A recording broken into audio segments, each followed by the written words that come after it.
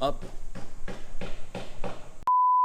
nice and early here for my last day in Bohol, using the do not disturb sign, because unlike some hotels, as soon as you take this off, they're like ninjas. As soon as you take this off, they'll go and clean your room, even if it's like 3 o'clock in the afternoon.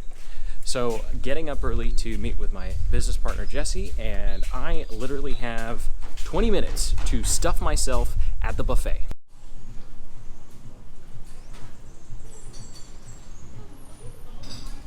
And one of the advantages of staying a place a long time, the people in the morning start to remember what you like, and so they actually brought me hot water and a cup, because I always bring my own decaf coffee sachets, but I was in such a rush, I forgot, so no coffee this morning. But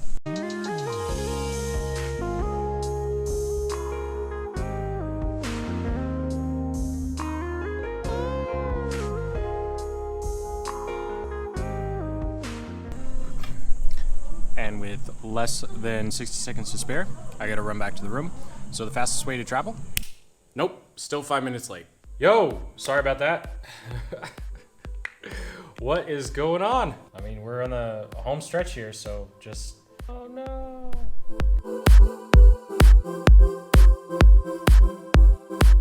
It's recording now, sorry. Yeah, the new camera shows up tomorrow, so hopefully the age of GoPro will die with this vlog.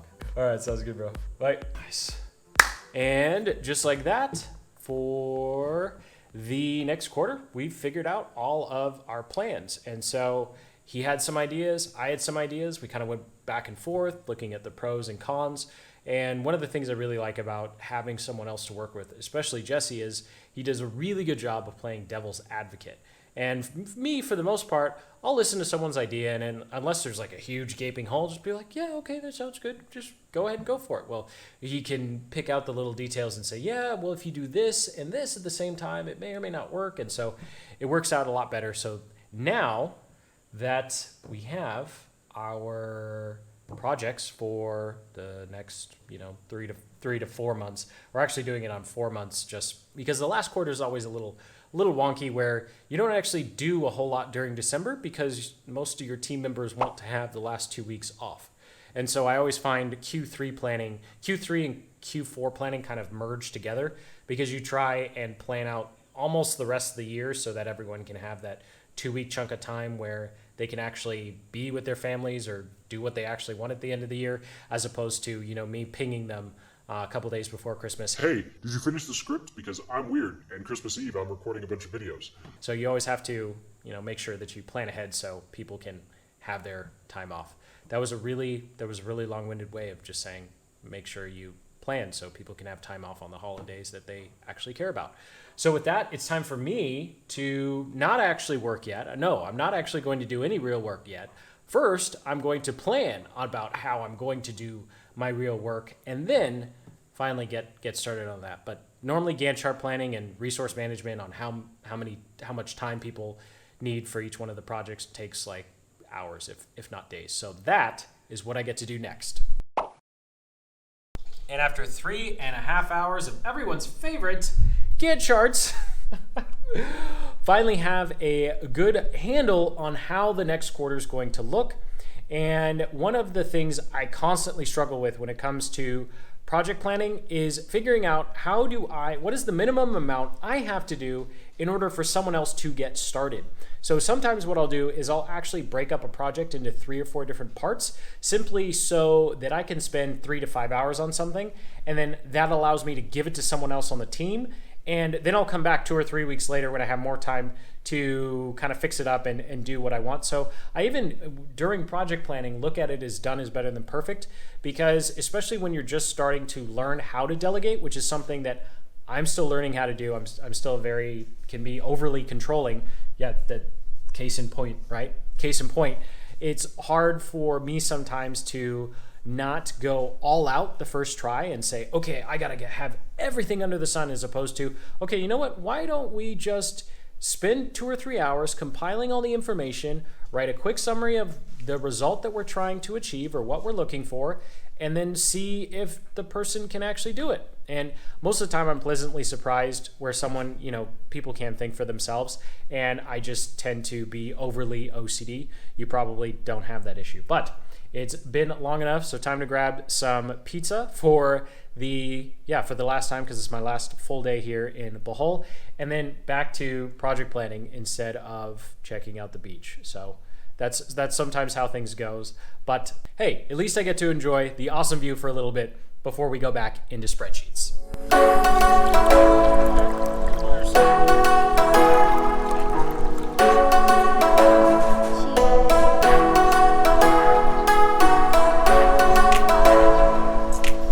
And embarrassingly, that is the day, because after lunch, I think the combination of waking up early and something in the pizza, I actually fell asleep here at my desk and took a nap, which pretty much almost never happens. I think I maybe nap once every 6 months or something. So just super tired, and being transparent that I didn't I didn't crush the day like I wanted to. So what I wanted to end the day with is sharing with you a brief overview of how we go from goal setting all the way to actionable tasks inside of Basecamp.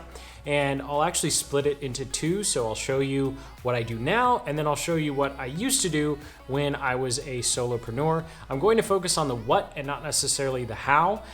So if you want to learn more, if you have any questions, go ahead and comment below, because I still read and reply to every single one. And it's hard for me to know whether or not this stuff is interesting to you, or you just kind of roll your eyes and then just leave the vlog because you're like, I don't want to look at another Excel sheet or Gantt chart. So let's go ahead. Thank you for bearing with me on the terrible lighting, and dive in. So the first thing I do is I start with the different areas of our business and what we want to actually achieve. So for me, I do always action-based deliverable goals. So these are goals that I can control, as in I'm going to post X number of videos, or if I scroll down here, I'm going to create X number of funnels or X number of YouTube ads, as opposed to I want to have some sort of income number. And the reason I've done that is because I don't think I've ever hit an income number when I set it, and it's really hard to measure, okay, well, why didn't we hit that income number? It's good to have income, goals, but at the end of the day, those, you can't control them unless you've already done that, achieved that goal in the past. If you know, okay, if I make this many calls on average, I'm going to get this many clients, which means this much income. Okay, awesome. Most of us don't have that though, because if you're an entrepreneur, you're doing something for the first time, right? So for me, it's just, we're going to get this many funnels done. We're going to post this many videos. And over here, training and development, just ignore that. That's a bunch of jargon for me. And then of course, making sure I don't share too much personal information on the channel. So once I do this, then I go ahead and I start breaking it down into an actual task list. So what you're looking at now is a breakdown of all of the tasks that will eventually wind up in Basecamp or whatever your project manager is. And so we have the big goal, and then we break it down into tasks, right? That's pretty much goal setting and project planning 101. So I won't get too much into that. And then in the center column here, all I do is make a summary of what's going to be involved with the task. So I don't worry about what resources or necessarily who's going to do it yet, or how long it's going to take, or when it's going to happen. Just a general, okay, this is the task and this is what the task entails. Just a very brief summary.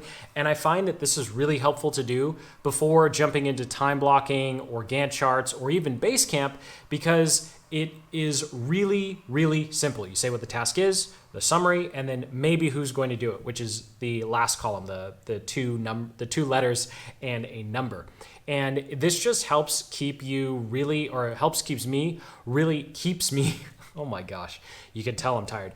This helps keep me focused on the actual task and what needs to be done, as opposed to all the technical headaches that come with setting up things in Basecamp or your project manager, or going through a Gantt chart.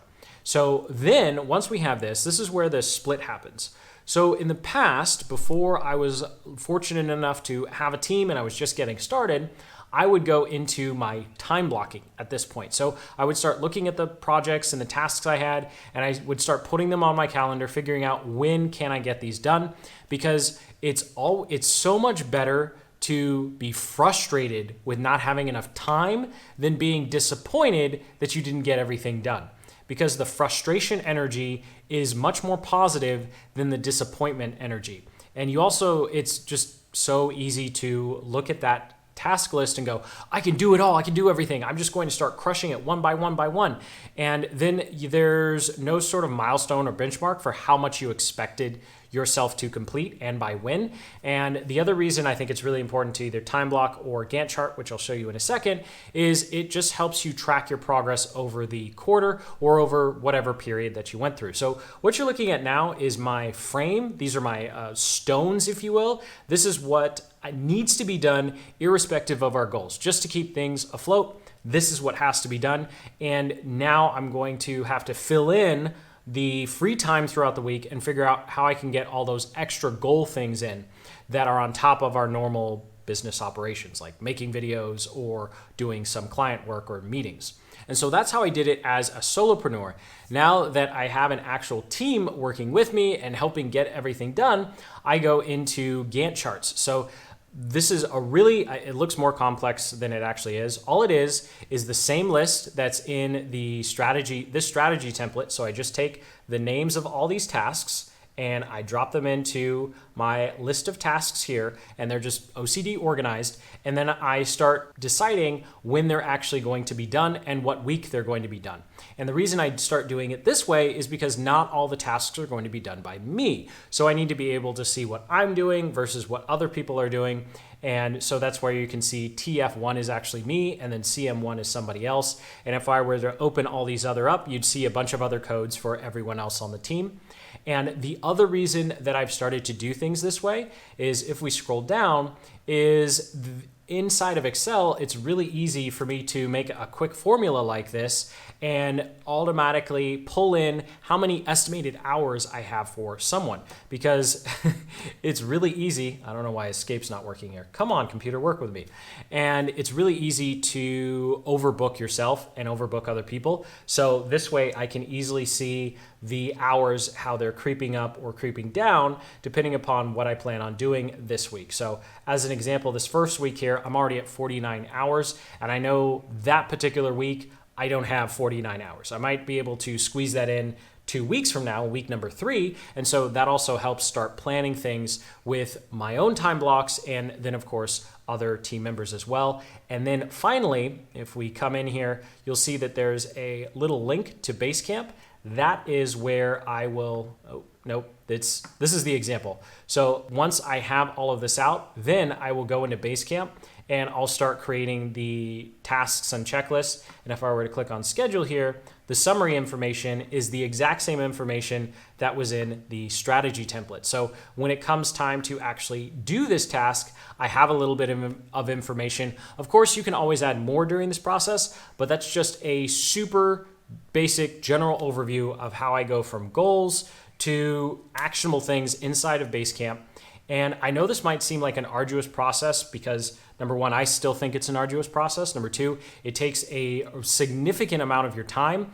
But most importantly, number three, it allows you to stay so focused when you're working. Because when I wake up Monday morning on July 19th, I will know exactly what I need to do for the day. I'll know exactly what I need to do for the week. Do things change? Do things break? Of course they do.